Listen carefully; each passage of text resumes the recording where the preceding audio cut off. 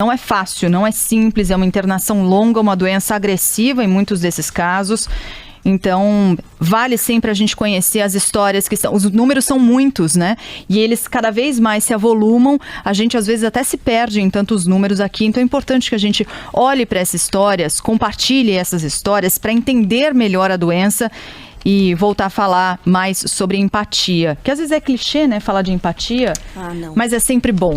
Eu acho que é sempre bom o exercício de se colocar no lugar do outro, sem necessariamente vivenciar aquela experiência, né? Eu queria só aproveitar aqui rapidinho, Carla Megali e os nossos ouvintes, porque a gente tem falado tanto do coronavírus e das dificuldades dos médicos, enfermeiros, de todos aqueles que estão na linha de frente nos hospitais para lidar com esses casos, né?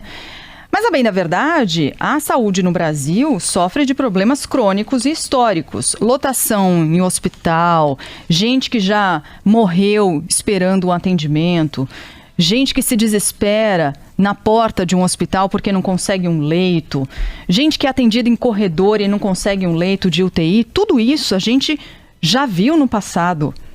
Em maior ou menor grau, a depender da cidade ou do estado, todo o estado e toda a cidade certamente tem uma história para contar, como essa aqui que eu estou dizendo, né? De hospitais superlotados, de hospitais que não conseguem atender como deveria os pacientes que acaba recebendo, não dá conta da demanda, médicos que não têm equipamentos suficientes para fazer esse atendimento. O que ocorre agora é que, com essa pandemia, tudo aquilo que a gente já vivenciou historicamente e o que é crônico no Brasil fica escancarado, fica sem filtro, fica ainda mais evidente.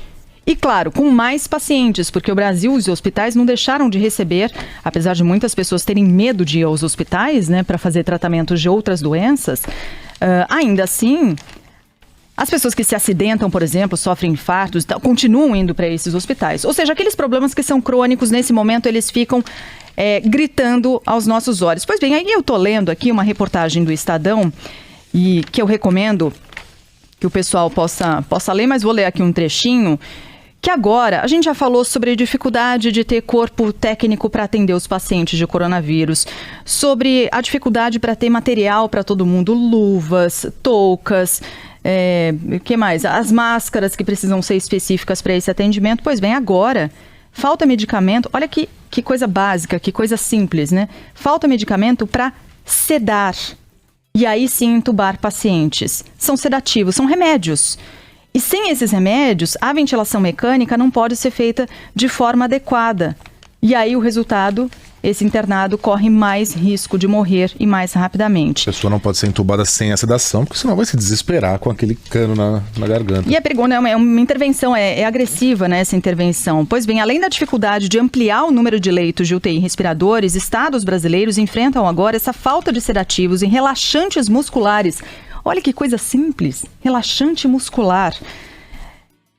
Usados na intubação dos pacientes graves, e sem isso a ventilação não pode ser feita. Segundo o Conselho Nacional de Secretários de Saúde, diz aqui a reportagem do Estadão, todas as secretarias estaduais relataram à entidade ter um ou mais medicamentos dessa classe em falta ou com estoque crítico. Já tem inclusive investigação aberta em 2 estados, no Rio de Janeiro e no Amapá, para apurar casos de mortes de gente que não conseguiu atendimento correto com ventilação, não porque não tinha um respirador, não porque não tinha médico, porque não tinha remédio, relaxante e sedativo.